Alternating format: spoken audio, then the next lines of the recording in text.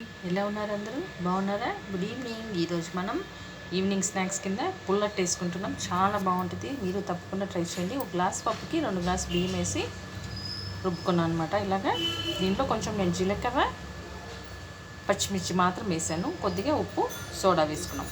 ఓకేనా? ఇప్పుడు పోసుకుందామా దోశ. ప్యాన్ పెట్టి ఇలా కొంచెం ఆయిల్ వేసాను. ఇప్పుడు దోశ తీసుకొని వేసుకుందాము.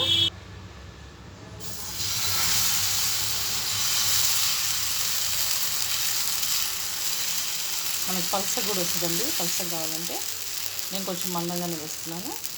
వేసుకున్నాను కదా, కొంచెం ఆయిల్ వేస్తున్నాను. పుల్లట్టు అంటారు. 1 డే బిఫోర్ రుబ్బి పెట్టుకొని మరుసటి రోజు వేసుకోవాలన్నమాట. దోశ పుల్లట్టు సూపర్గా ఉంటుంది. మీకు టమాటో చట్నీతోటి ఇది 2 వైపులా కాల్చుకుందాం. ఫ్రై అయింది. ఇప్పుడు మనం టర్న్ చేసుకుందామా.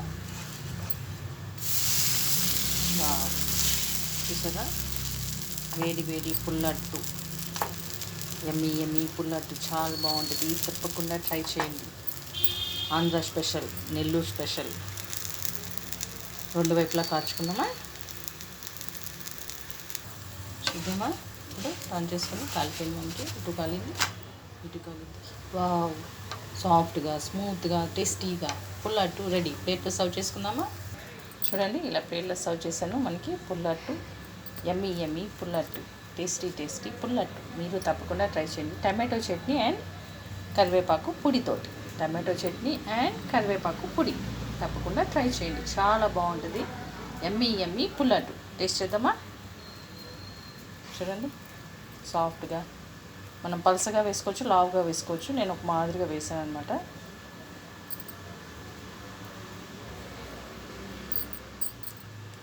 సూపర్గా ఉందండి. మీరు తప్పకుండా ట్రై చేయండి. Nellore special pullattu. Thank you.